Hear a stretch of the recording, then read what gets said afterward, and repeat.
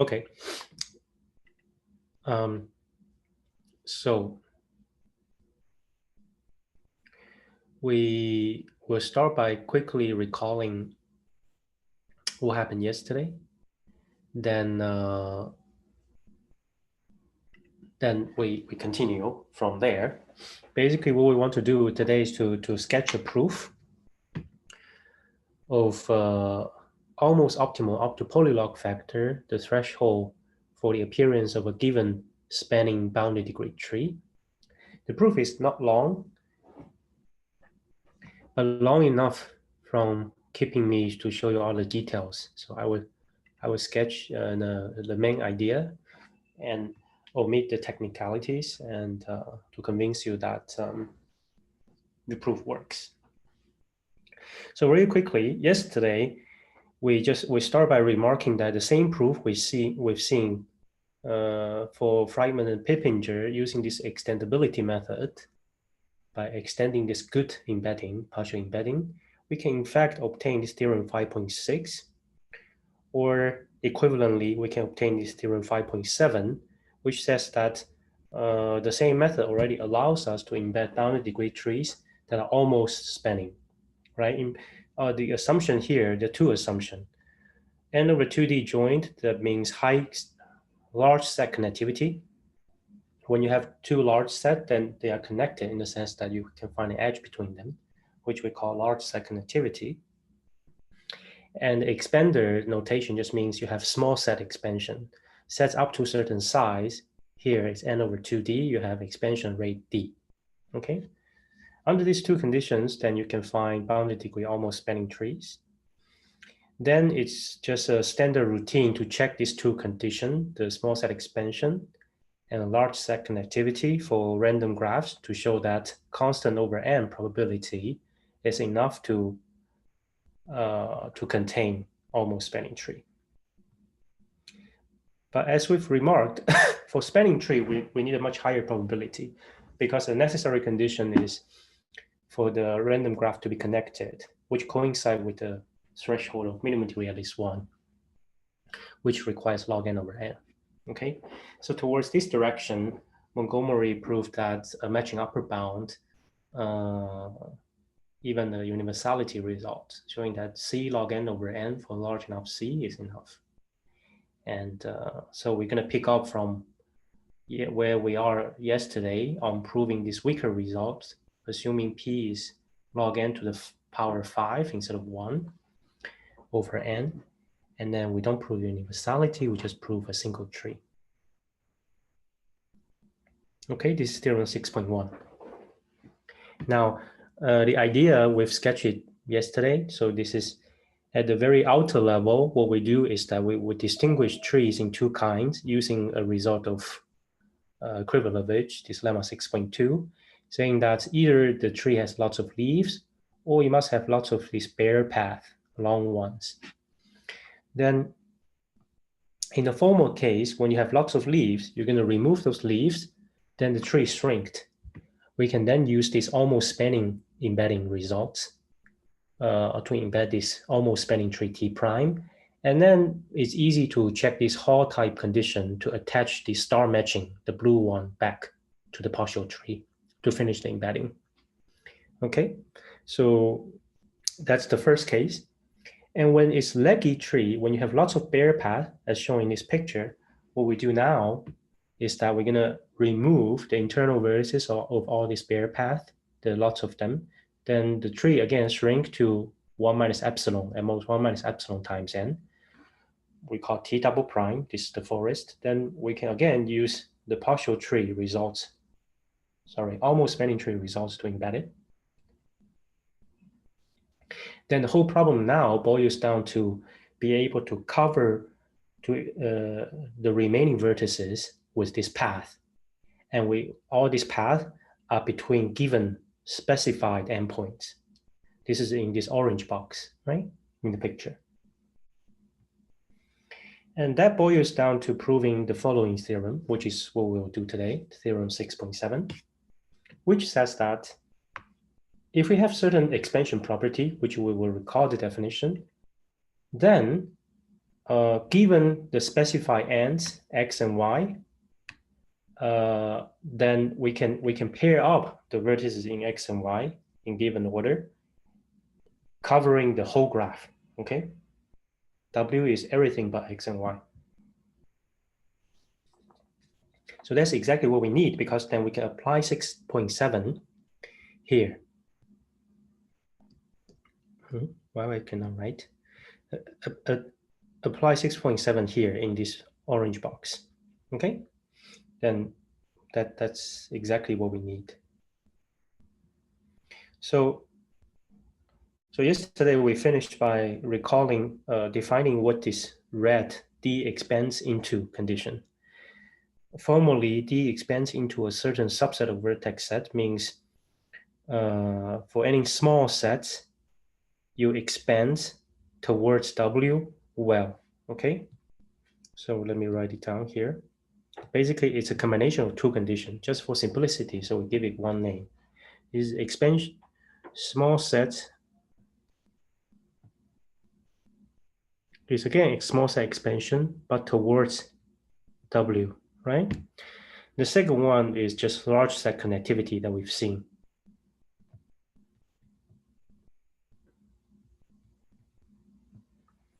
So for the remaining of the talk, I will not very explicitly write down these two conditions. The small set expansion towards W or the large set connectivity, what this number is. But I just refer this to by these two names, okay? All right, so let's start today's, so I copy paste what we need to prove today, 6.7. Once again, we have some expansion property. We have small set expansion towards W, and we have large set connectivity. Then, given this pair x and y, we can pair them up. Now, the proof has two main ingredients. Let's also go top down and see, go from backwards. It has two ingredients.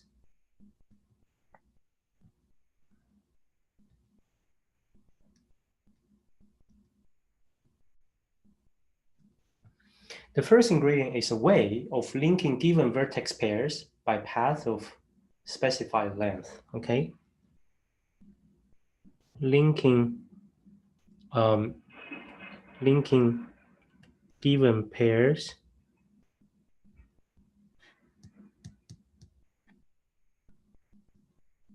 by path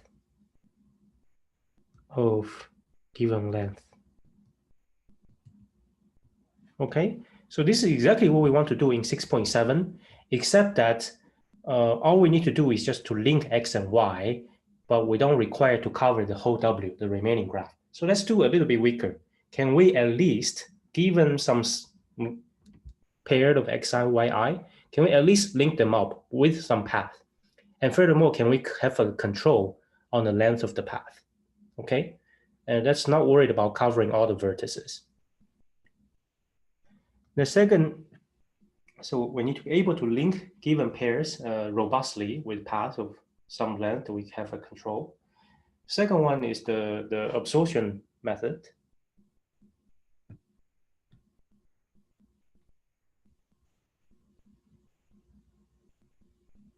This was originally introduced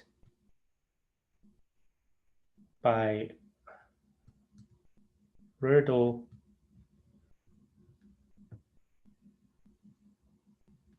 Huczynski and Samarity. Okay, the second method is absorption. So very roughly speaking,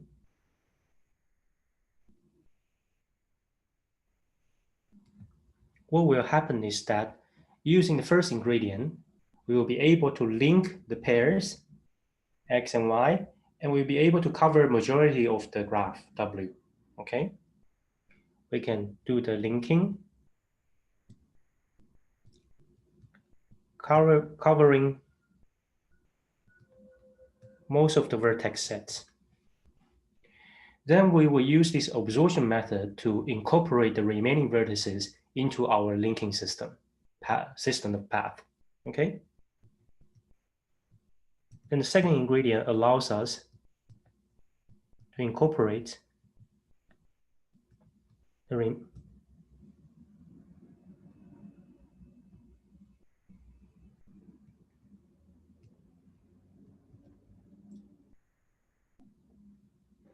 okay.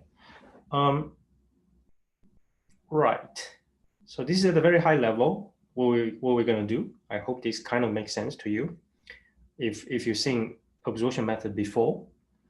If you have not seen it before, just to say a few words to give you some feelings about absorption method.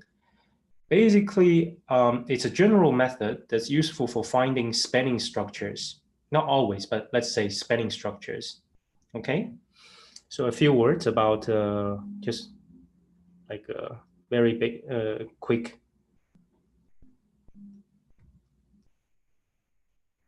So it's useful for finding spanning structure.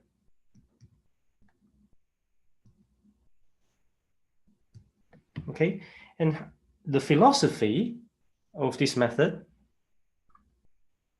Okay, so the idea of this method is that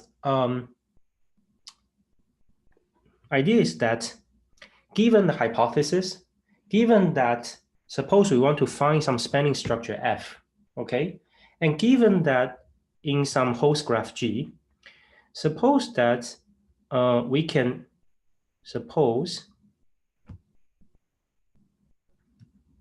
find almost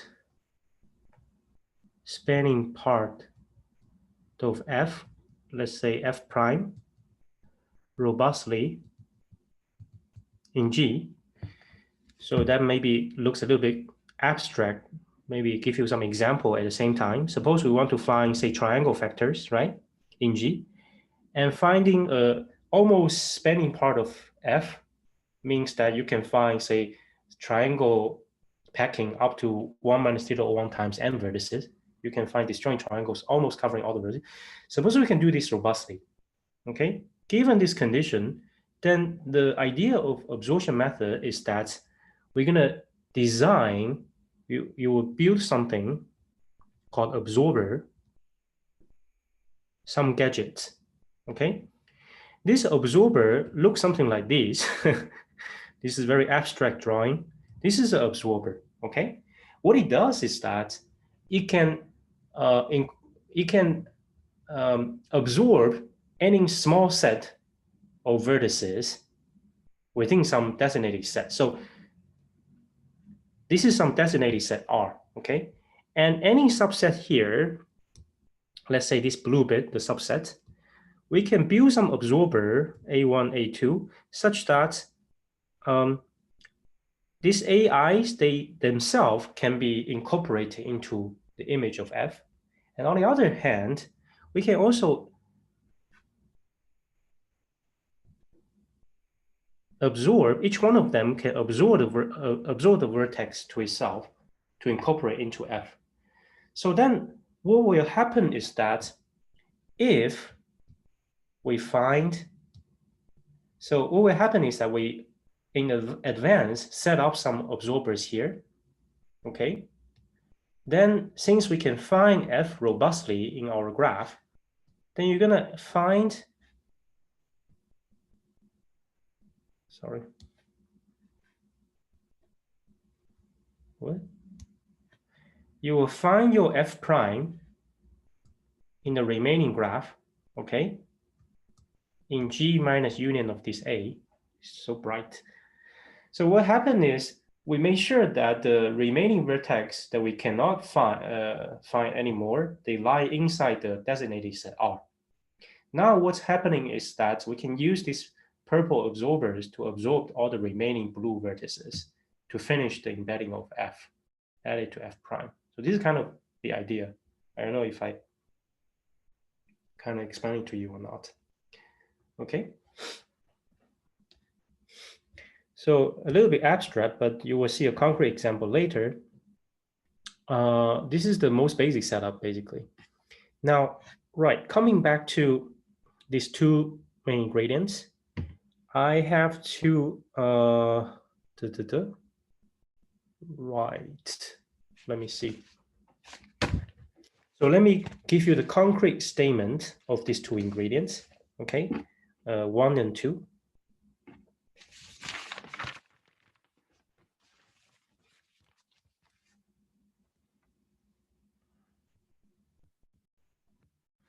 For 1, which we say connecting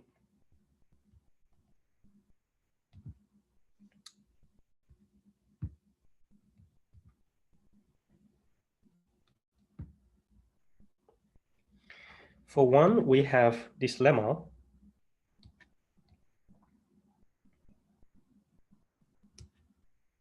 In fact, we have two lemmas.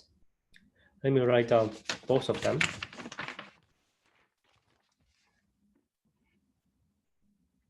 Lemma 1, 1, which informally says that if we have large set expansion,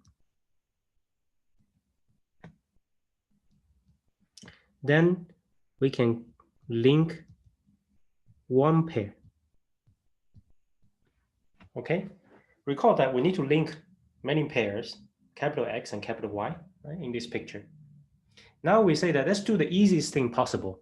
Let's not think about linking so many paths, X and Y, so many pairs. Let's just link one, suppose.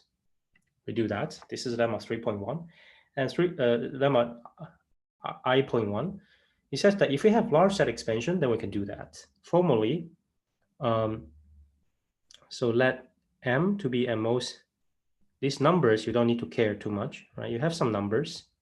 I want to write down a precise statement. So if you want to check, you can check afterwards, but it doesn't matter.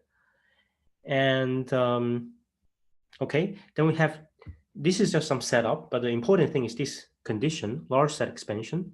For any A of size M, its external neighborhood is of size 1 minus, it's almost everything, okay? Up until some tiny proportion, 1/64n. This is exactly the large set expansion we defined before. Then what we have is that, suppose we have disjoint set X and Y, right? Say, suppose we have X and Y, each of size 2m, okay? 2 times this large set expansion threshold m. Then, and we have some sets of size n/8, arbitrary set n/8 for any such sets, disjoint. Okay, and for, I call this x1 to x2m and xy to 0, and we have some integer ki,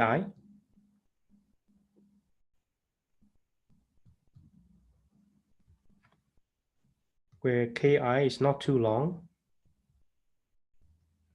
not too short.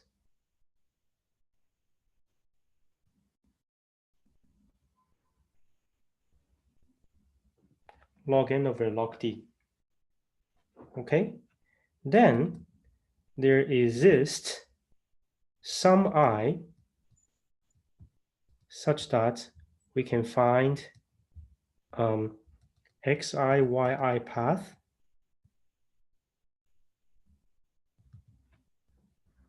with length ki and internal vertices in U. Let me draw a picture for you. So once again, the important condition here, the others, just some numbers, is that we have large set expansion. Then what it says is that you have some sets X and Y, as long as they're large enough, 2m at least,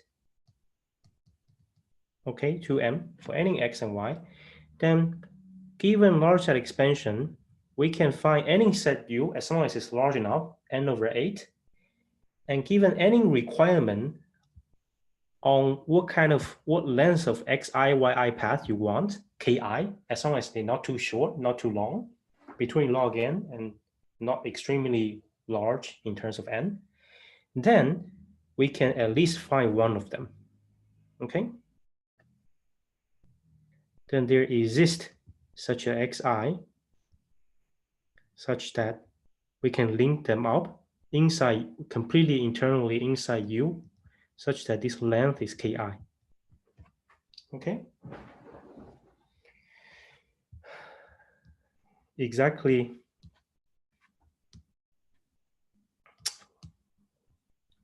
what's saying here. We can link one pair among many pairs given large set expansion. The second lemma, so we'll prove this later, but let's list two main lemmas for this first ingredient. So in the first ingredient, second lemma is actually the form that we need. It says that we can link many pairs, given pairs. Formally, it looks like this. So we have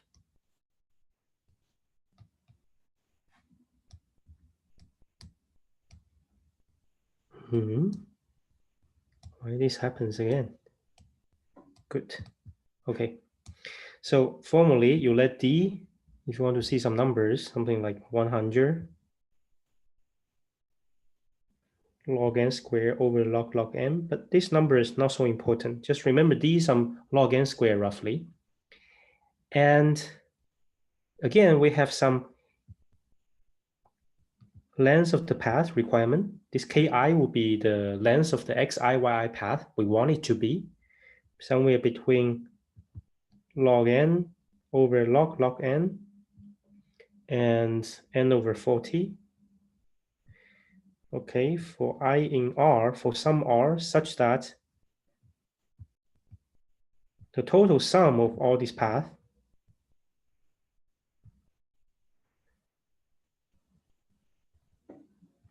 is not so long.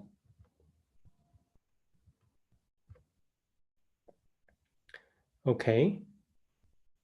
So now that implies that for any x and y of size R, and we have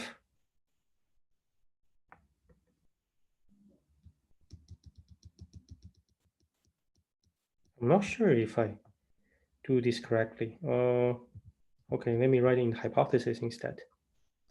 And xy is of size R, and we have a sum W such that D expands into W. Remember, D expands means small set expansion towards W, and large set connectivity, okay? So we have these conditions, which looks a bit complicated. What the conclusion is that then we can find xi, yi path pi for all I in R, okay? Before we find one, now we can in fact pair up capital X and capital Y with length such that length is ki as we wanted, and internal and completely inside internal vertices in W. Let's again draw a picture. Picture looks like this. We have X, we have Y for some size R, and we have some set W, which is nice in the sense that G expands into W. And we have some length requirement on the path we want. Again, reasonable requirement, not too big compared to n, and at least log n over log n. Okay. And suppose the total sum of the length, which is the total number of vertices in all the paths, does not occupy too much of W, say up to 75%, 3/4. Then we can link all them up.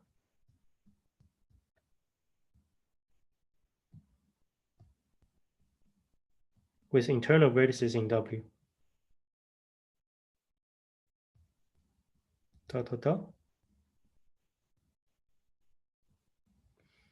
Here, Yeah, all the vertices covered should be at most 75%. We don't cover the whole of W.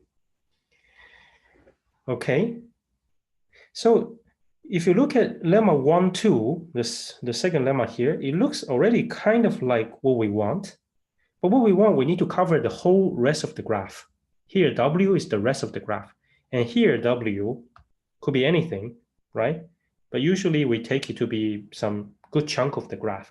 But you see, the vertices covered is at most 75%. So we are almost there, but still we can link them, but we cannot cover all the vertices. So this is the path connecting lemmas, the two. Okay.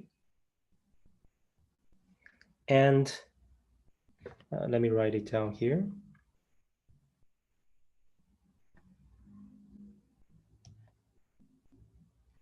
This is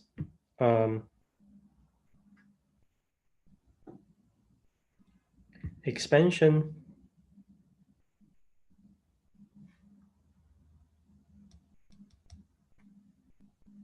expand into W implies linking pairs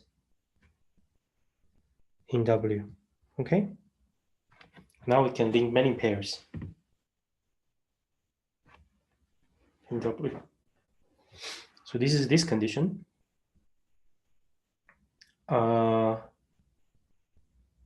Good. Let me see how I want to proceed. Right. Yeah, okay. Maybe I will write down all the formal statements for now. Then we give some intuitions why the statement look this way. So for the second,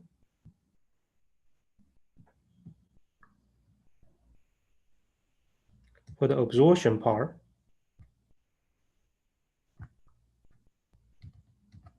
we have this lemma, which look like this. You let L to be some constant times log n squared. Okay. Now we have disjoint set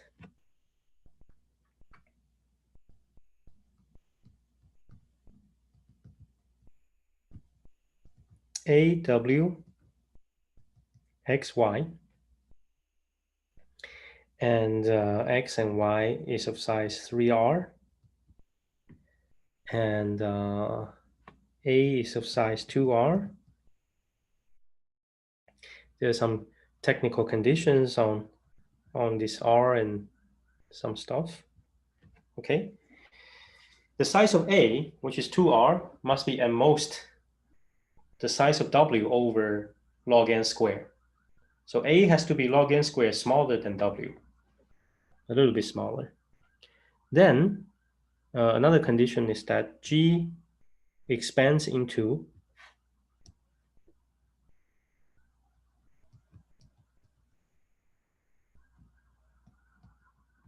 W. Okay.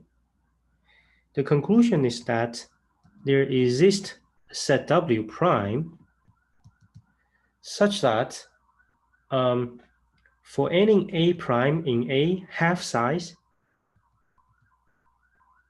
remember that A is of size 2R, so A prime is of size R, half of it, then we can find, this is the such that part, okay? There exists a set W prime such that for any A prime, there exists XY path covering W prime, A prime, each of length L. L minus 1 or L? L minus 1, doesn't matter. Something like that. Okay, let me draw a picture again. So the picture looks something like this. We have, yeah, okay, let's do that. We have A here, and we have W. We have our X and Y. the usual pair we want to connect. So what does it say? It says that as long as W is relatively bigger than A, here we want W to be log n squared bigger than A, then we can find some set W prime, which is independent of any choice of A prime here. So you have to notice the order of the quantifier. We can find some set W prime inside W. It has the property that no matter which sub half set A prime you take, let's say I take this half set, then I can find, I can pair up X and Y in its order, Xi to Yi, each with, we can find Xi, Yi path of equal length L, L minus 1, covering exactly this blue and purple part. Oh, sorry.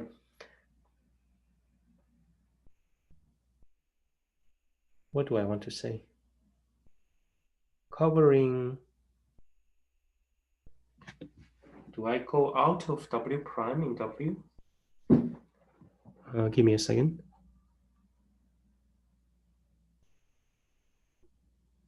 Yeah, exactly, sorry, yeah. So the conclusion is that we can find, what color is not used? Red, good. We can find this path, it goes something like this, okay? Da, da, da. Da, da, da. Okay. Looks a little bit complicated, but let me justify the name, why this is called absorber. Suppose in our embedding of the path, system of path, we can cover most of the vertices, and suppose we can make sure that the remaining vertices that we have not yet incorporated into the system of path, they fall inside this set A. Okay? Some vertices remaining in A is not covered. And let's say A prime is that set of vertices that's not covered. Then we can use W prime to absorb this A prime remaining sets by some pairs X and Y. So in reality, when we use this lemma 2, capital X and capital Y will be a subset of our pair X and Y, in fact. So we use a tiny proportion of the given pairs. We set it aside first, and we set aside these W prime vertices also aside first in advance to make sure that whatever left over, as long as it falls in capital A, then we can absorb it later for using path of length L. Okay, so all the remaining task is to find X, Y path, not using vertices from W prime because we set it aside. And you can use whatever vertices remaining and make sure that the remaining vertices fall in capital A. Okay. Now, right. I want to give you, assuming these three lemma, let me give you a sketch. How much time I have? Okay, not so much time, but so I can only briefly touch upon the proof of each part. So let's go backwards. Assuming these three lemma, how do we finish the proof of theorem 6.7? Once again, 6.7 says that our graph D expands into itself. W is basically itself. You set X and Y apart, and W is the remaining part, right? So our graph D expands into W, the remaining part. Then you can cover this expander with XY path of specific length L. Yeah, that's the statement. Then the three lemma we will make use of to prove this statement. The first one saying that if we have large set expansion, then if we have two M pairs, at least, that we want to connect, we can find at least one among these two M pairs. There exists some pair that we can connect them with the given length that we want. The second one goes a little bit further, closer to our goal, saying that now we assume something stronger than large set expansion. we assume that we expand into W. This incorporates both large set expansion and small set expansion, right? Large set connectivity, but large set connectivity is stronger than large set expansion. Then what we can do is that we can link not just one pair now compared to previous lemma. We can link all x and y with all internal vertices inside W with the length that we want, as long as the total number of vertices not going above 75% of W. The last lemma we need, saying that we have our graph G, log n squared expands into W. Okay, the most important condition here is this. We log n squared expands into W. Then, as for any set A that's small enough compared to W, log n squared smaller factor, we can find in our nice set W, which G expands into, a subset W prime, such that if at the end some A prime set is left over, is left over from the linking XY path, then we can use W prime together with A to absorb A prime. We can find some more XY path to cover W prime and A prime.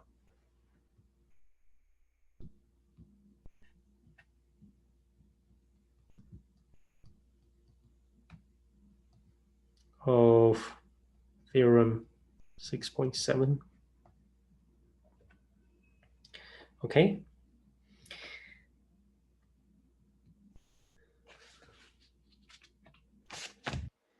So 6.7, I'll just prove by some pictures.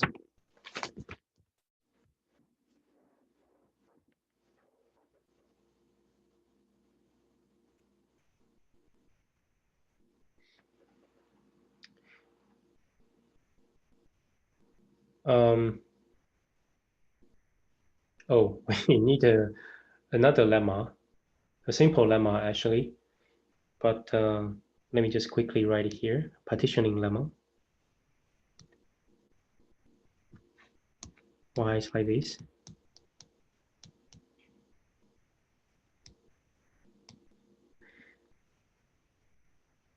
We need another partitioning lemma. Basically, it says that if G D expands into W, then we can partition W into many parts, okay?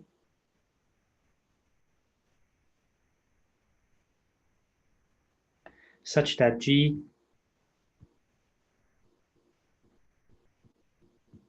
maybe lose some factor, expands into Wi for each I. Basically says that, okay, if we expand well into a set W, then you can cut it into parts such that you expand well to individual part of this partition. Just when there are more parts, we can do things disjointly to make sure disjointness. It's more convenient. This is not the full statement, but roughly this is what it says, the partitioning lemma. Now we can start our proof sketch for 6.7. So our goal, let's do the following. Our goal is draw a picture. We have X, right, which is of size n over L, right? We have Y of size also n over L. We want to find xi, yi path, each of length L, so that it covers the whole vertex set. The remaining is our W. So we use the partitioning lemma to partition the graph, the remaining graph, into three parts: W1, W2, and W3. Okay. You have some question on the setting?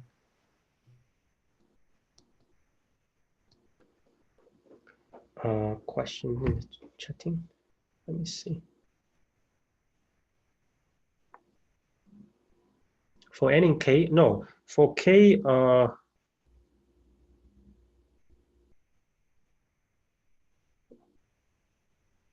n and k. I think when, let me see, k at most log n, okay? Probably log n is not a limit. You have to, depends on how large is d. So, but usually we partition it into log n parts is enough. I think polylog shouldn't be a problem as long as d is sufficiently large. Okay. Now,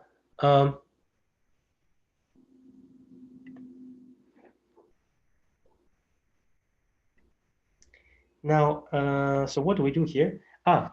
We want to link them, and there is a reduction. Let me do something simpler. Let me do something simpler. In the reality, the proof it cut into 3 parts, but I'm gonna only use 2 parts. But I assume something that L is 10 to the 3 log n squared. What we need to prove is that we can find such pairing for any L at least 10 to the 3 log n. But I assume that it's equality here. There's a reduction step reducing the L at least log n squared to the case that L is log n squared. So the reduction will use one of these parts, but due to the time limits, I will skip the reduction. Let's just assume L is exactly log n squared. Then what we're going to do is the following. Okay, what we do is we're going to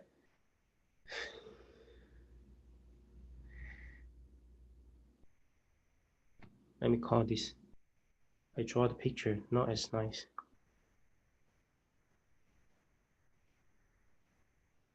So we haven't done anything so far. We just partition it into 3 parts. Okay.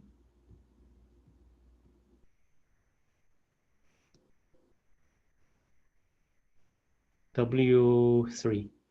You have W1, W2, where there's some size condition. W1, W2. What's the size?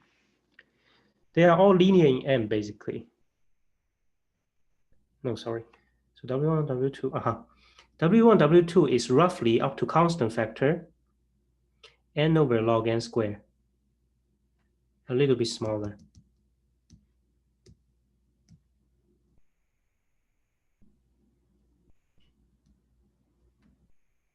So this is majority, okay? This is m minus little o n. So what do we know then, given this partition? We know that by our absorption lemma, lemma 2, when W is log n squared bigger than A, we can find some absorber for any half set of A. So now we treat W1 union W2 as A. Okay, so if you treat W1 union W2 as A and W3 as W in the lemma 2, then this gives us some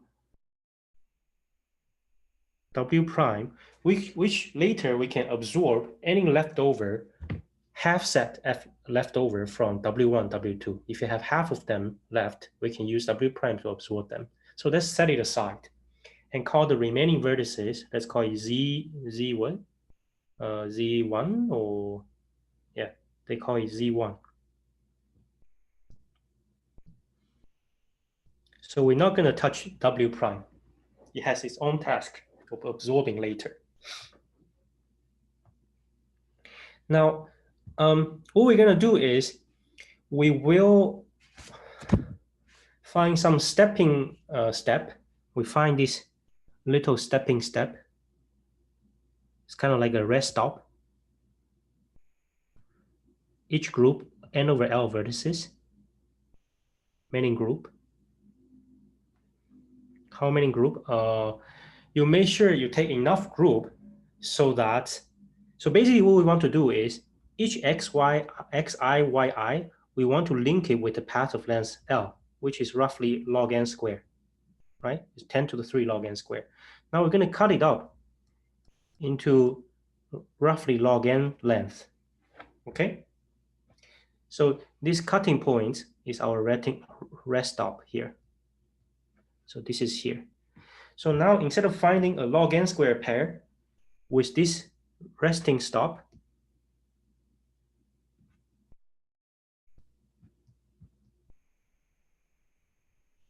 imagine this is one row, okay? We just need to find, what do we need to find? We need to find log n path here, log n path here, log n path here, and log n path here, right? Instead of finding path length L, we chop it out into small pieces. Why we do this? Well, it's easier to find a shorter, not because it's easier to find shorter path, it's because we can actually already fill in many of these gaps using lemma 1, 1. Okay, let's look at lemma 1, 1. What does it say? It says that when you have large set expansion, then as long as you have enough pairs you want to connect, at least 2m, then at least one of the pair you can connect it with the length you want. We will let ki here to be log n, the length we want, right? So we say that for all this resting stop, you connect as many as you can. Okay, suppose you cannot connect anymore, then you look at the remaining pair. This pair you cannot connect, you cannot connect, you cannot connect, you cannot connect, right? You have many pairs you cannot connect. But the number of this pair cannot be more than 2m for m, whatever m. M is roughly n over d. Okay, something like that. And our d is log n to the 4. This is roughly n over log n to the 4. So it's much smaller than n over L, for example, the cardinality of x and y. So what it says that is that we can find this purple shorter path. We can link many pair of them up until there are only at most 2m left. So we can almost fill in all these little segments until very few segments left, okay? Then lemma 1, 1 says we can fill in all but at most 2m segments.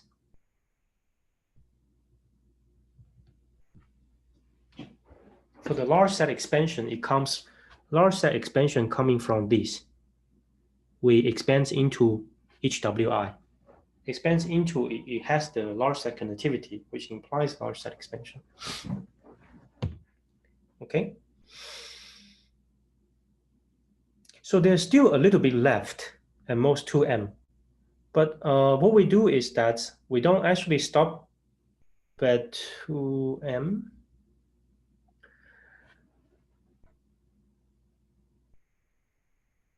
Okay, we stop a little bit above 2m, say. Now what we do is we have a little bit here, see? Something that's not linked. We look at these not linked pairs.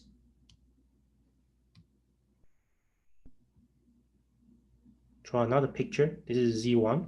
We have W prime setting aside. And we have W1, W2. Okay. Now what we do is, I wanted to draw a prettier picture, but now the logistic is not.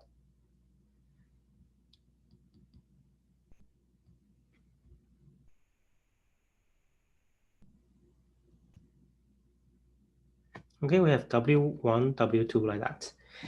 So we collect all the pairs that's not yet linked. All the others are already linked, right?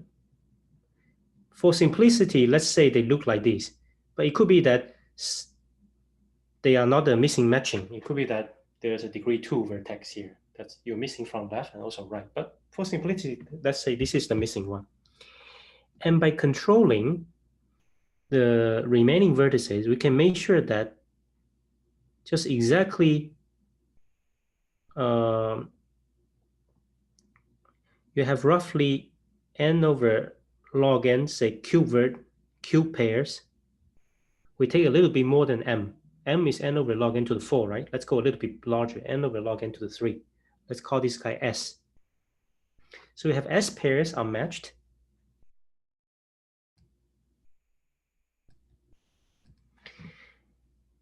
And by choosing W1 and W2 appropriately, this actually is what? S times log n, right? S is n over log n cubed. By choosing W1, W2 appropriately, we can make sure that there are exactly S vertices left in Z1. S are matched pair and S vertices left. Now all you need to do, since the graph expands into W1 and W2 as well, you're going to find a matching, this two matching, of this middle guy, okay? I cannot, and then we find this matching as well,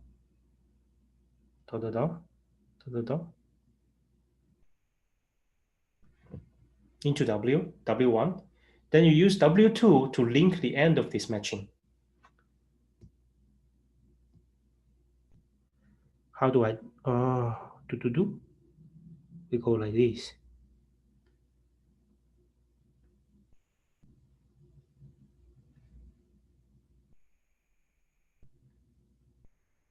Right? This is the picture. So then the path goes something like this.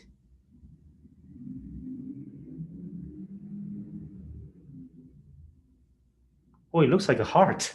Not intentionally, but anyway. To summarize, okay, let's see one more time what's going on. We what did we do? Okay. At the beginning, we say we want to link X and Y. This is going a lot slower than I expected. Then you partition in three parts, W1, W2, and W3. And instead of linking xi, yi by a path length L log n square length, we chop it out into small pieces. We set this rest stop, purple point, resting stop. Then we use the first lemma in part one, which says that if you have many pairs, then you can link at least one. That means you cannot have many pairs left, okay? Otherwise, we can link one. So that means we can fill in many of these purple segments until there are very few left, at most m. But let's get it a little bit higher. Let's say s left. S is n over log n cubed. And we can choose W1, W2 size appropriately so that the remaining vertex is not used in Z1, is also S. Now you find matchings towards W1. Then you use W2 to link the appropriate endings of this matching to complete the path. What's going on now is that we set the numbers correctly so that now we've paired up everything in Z1.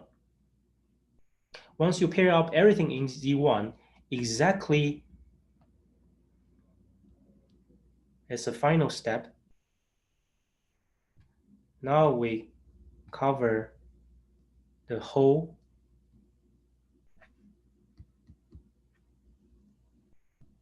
Z1 and use exactly half of W1 and W2. Okay? And W prime is not touched yet. So that's exactly the scenario we want. We have Z1 covered and W1, W2, and here is our W prime, X and Y. Okay? So this is already covered. This half of them is covered. And we use some part of X and Y to do this. What's remaining is exactly, we can use the remaining color blue. The remaining thing, it will cover the remaining of W prime and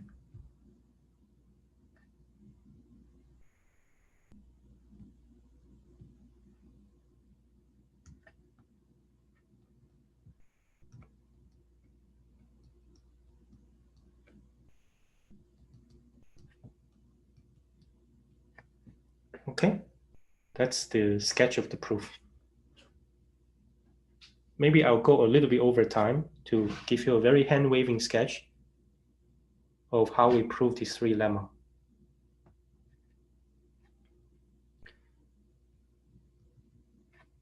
Okay, I put a little bit too more time in this beginning.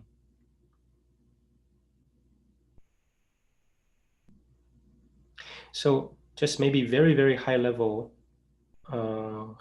proof sketch of each individual one of these lemma. Let's look at the first two lemma. A large expansion implies linking one pair. How are we going to do that?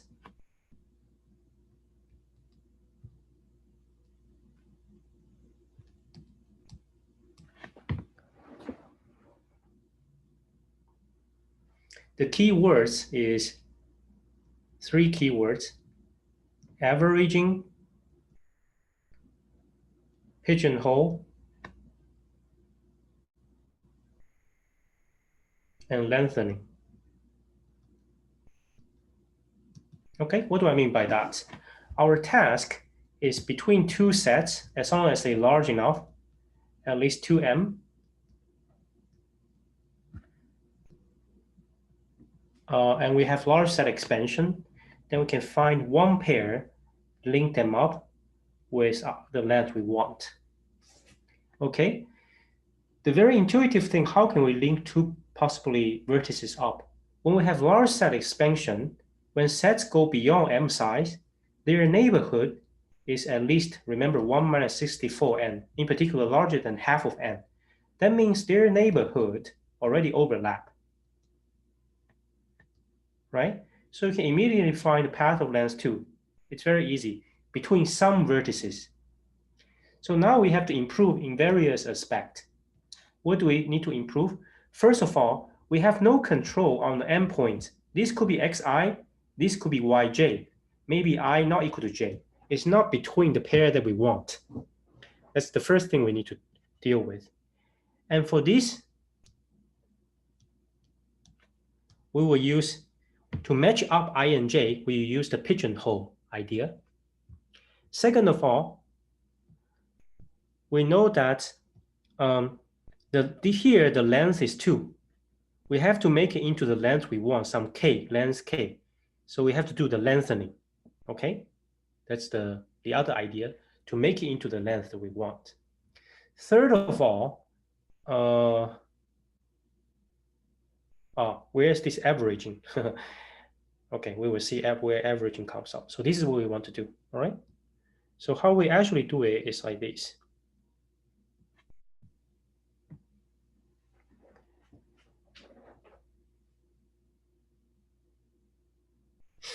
How we actually do it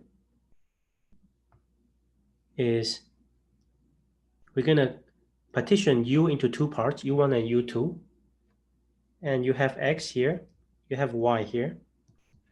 Okay, now they are of size 2m, recall. By large set expansion, we can remove some tiny bits in U1 and remove some tiny bit in U2, such that the graph restricted in U1 and U2, they have small set expansion. This is the bootstrapping step that we showed yesterday. When you have large set expansion, you can bootstrap to small set expansion by removing some badly expanding sets. So we can do that. So that means all small set inside UI, U1 and U2, they expand well now. Okay, good. So then let's look at the vertices. Let's first look at this purple part. What's the pigeonholing means? How do we match the index I and j? To do that, if you grab any set of size m, we know that m expands hugely. So the external neighborhood is 1 minus 64 or times 1. Almost the whole thing. So that means by averaging, this is where we use averaging. That means by averaging, some vertex here, they expand nicely inside. They have a large neighborhood, right?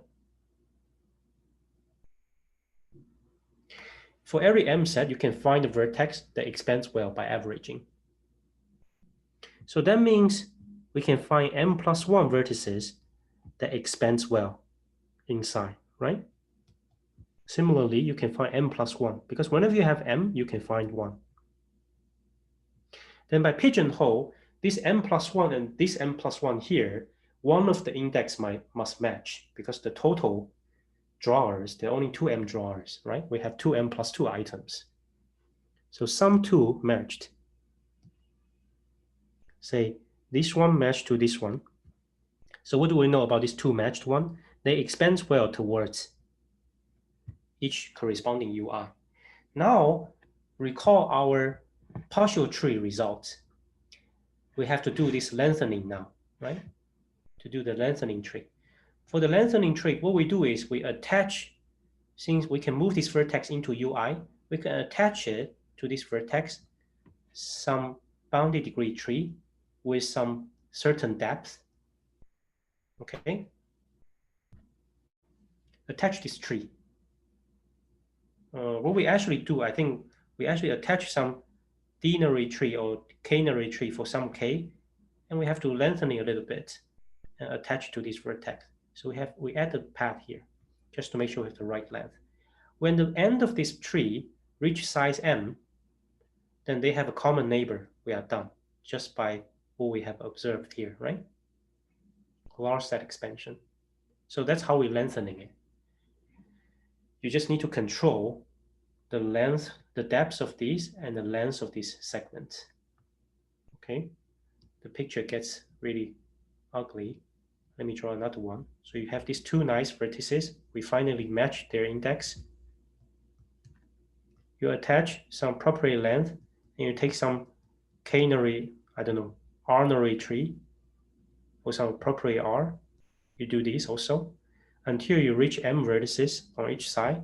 Then they must have common neighbor by large set expansion. Now this path is the length we want because we can control this length here, right? You have a question on the setting?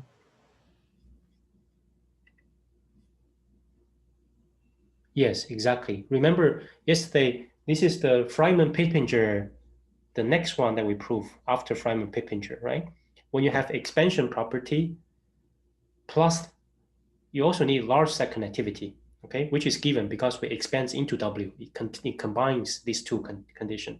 And you can find all small trees. And what I didn't mention yesterday is that we can find all these small trees as rooted trees, rooted anywhere.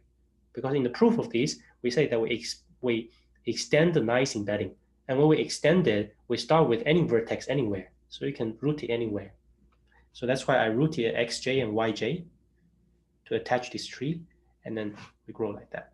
So this is the proof, basically, a sketch. I'm already going a little bit over time.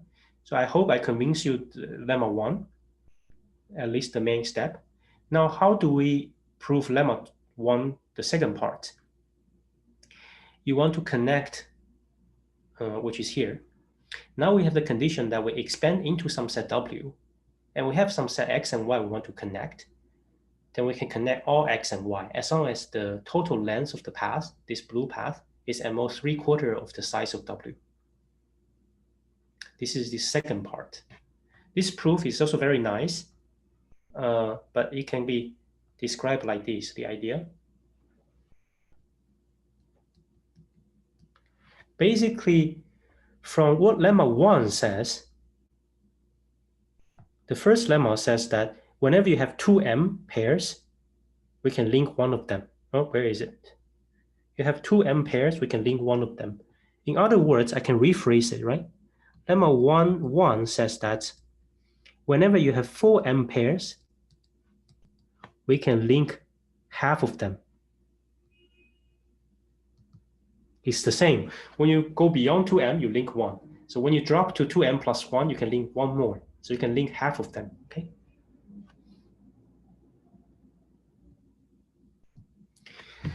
So now the idea is the following. Our setup is that we have X and Y, and we have a W.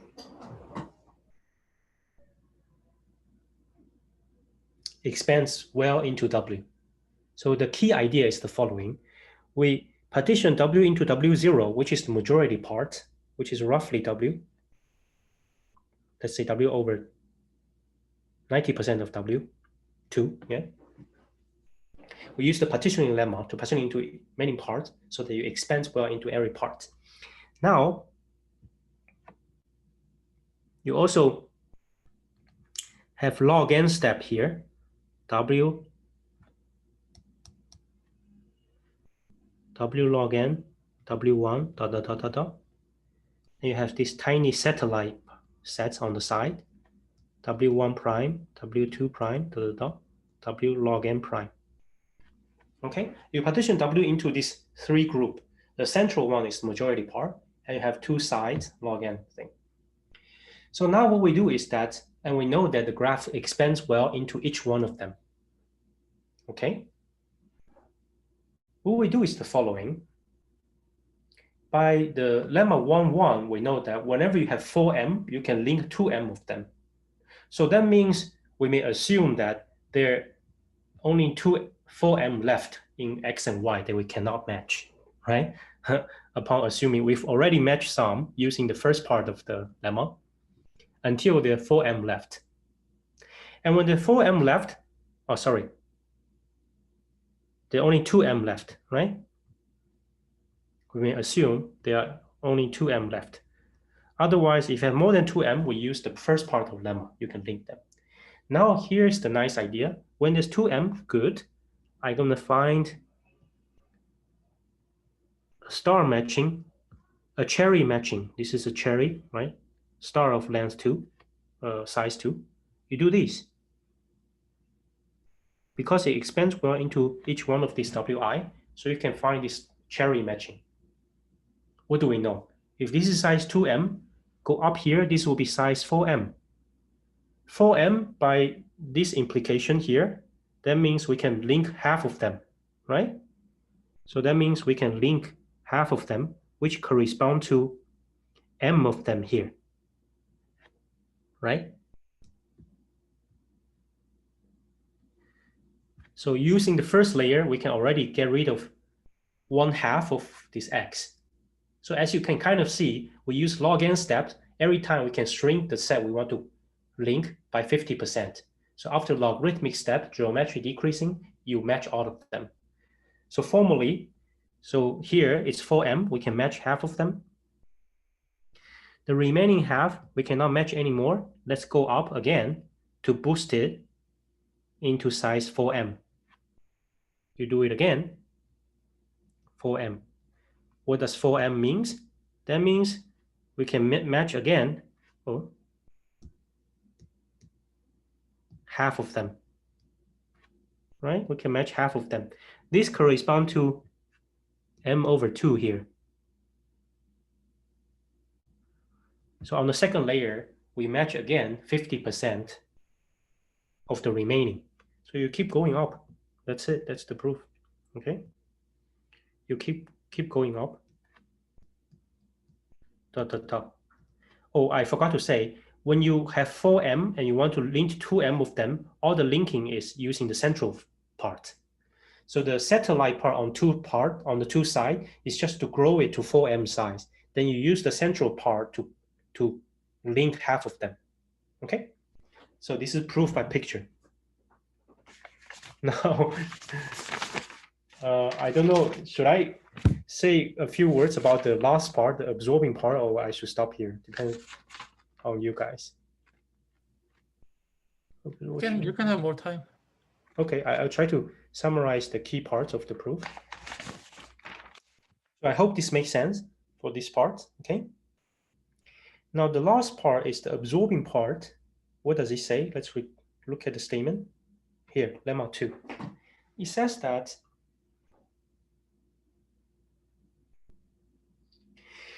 when we have W that's much bigger than A, then we can find inside W some absorber W prime that can help us to absorb A prime, any half set of A. By absorbing, we mean that we can find X, Y path of the length we want, whose vertex set is exactly W prime union A prime. Okay? To prove this,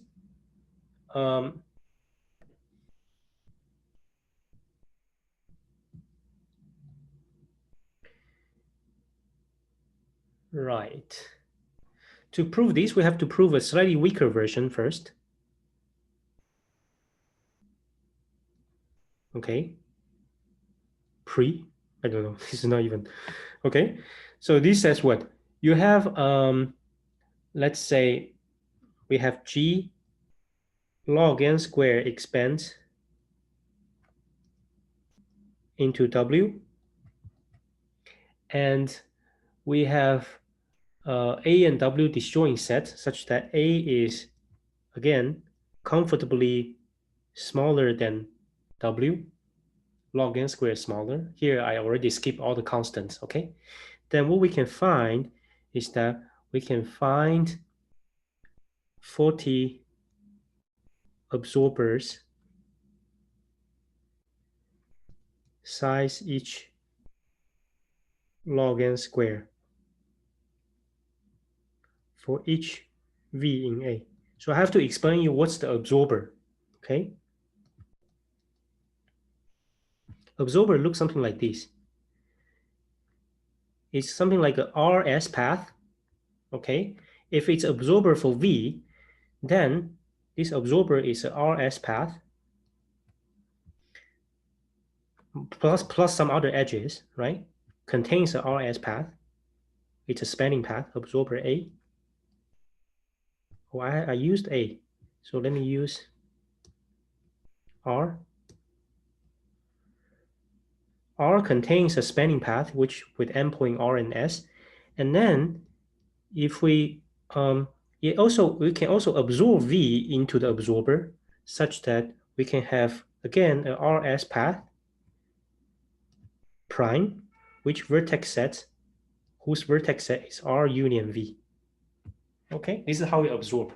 Originally, you have an absorber which it contains a path from R to S.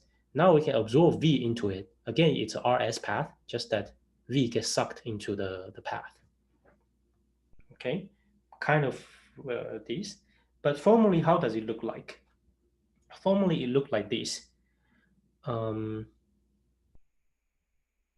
So what we do is the following. Suppose this is our set A. I will just build one absorber, then the rest, the proof is the same. Let's say we want to build an absorber for A, for V in A. And this is our W. Then we first find the matching of size 2, a cherry matching in here. This is x0, y1. Okay, this is not hard to do because the graph expands into W. So you can find some matching, whatever you want. So let's say we find this cherry matching. Now, using the fact that it expands into W, we can, in fact, I have to, yeah, sorry.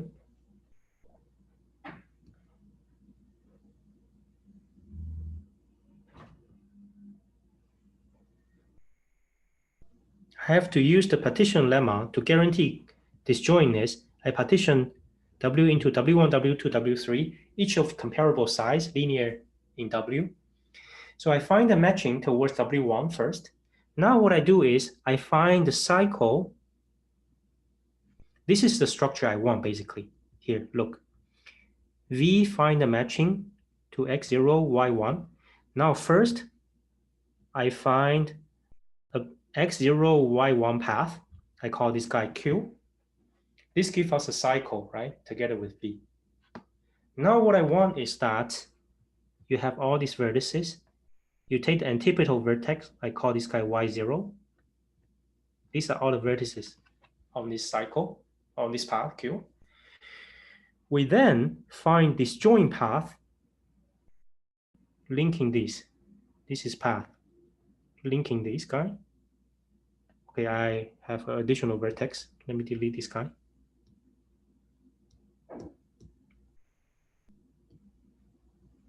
This is what we find, what we want to do. Why we do this? If we can find this path Q, and if on this Q, we can pair up these corresponding vertices and find path like this. Now we can find our absorber like this. We have our absorber.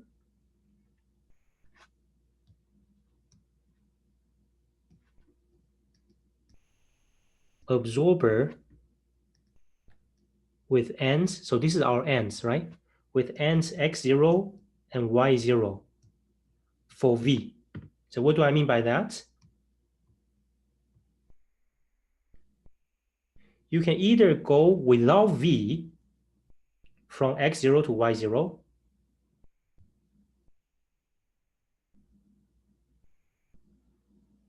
using all the vertices. Something is strange here. There should be a path between x0 and y1, right? No, I do mean yeah, I messed up something here. Let me cheat a little bit. This is actually our y1 here, okay? we find path like that, all right? So we can, this is absorber with ends x0, y0 for the vertex V. Because why? We can go from x0 to y0 as this. This is not so bright, the color, as this guy, right? You can go through all the vertices like this, or you can go through which color? You can go through V, x0, y0, but going through V. You go like that.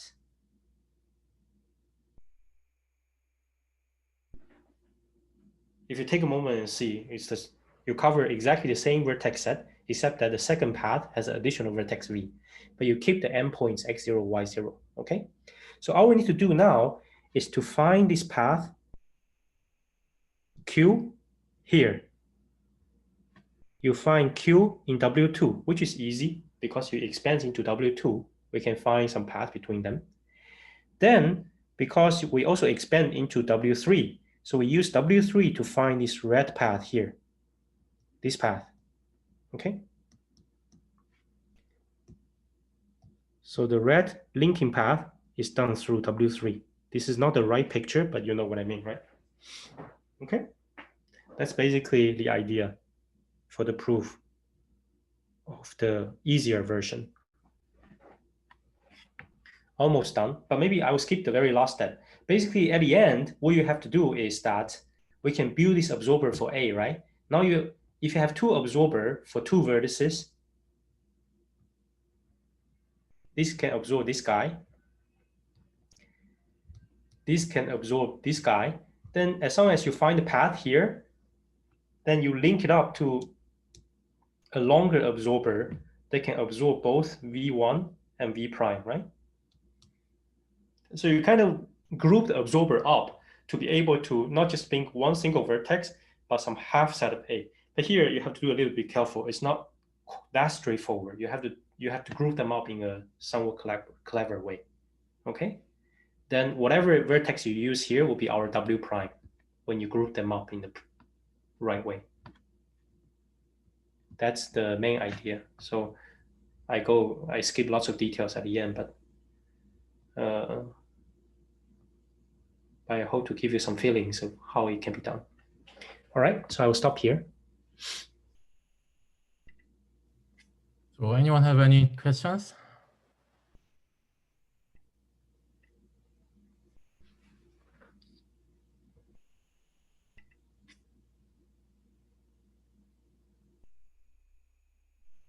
Yeah, if not, I mean, yeah, we can finish the lecture here. Hong, thank you for, giving this long and nice lecture. Yeah. Thanks for having me. Yeah. Thank you. Thank you. Bye.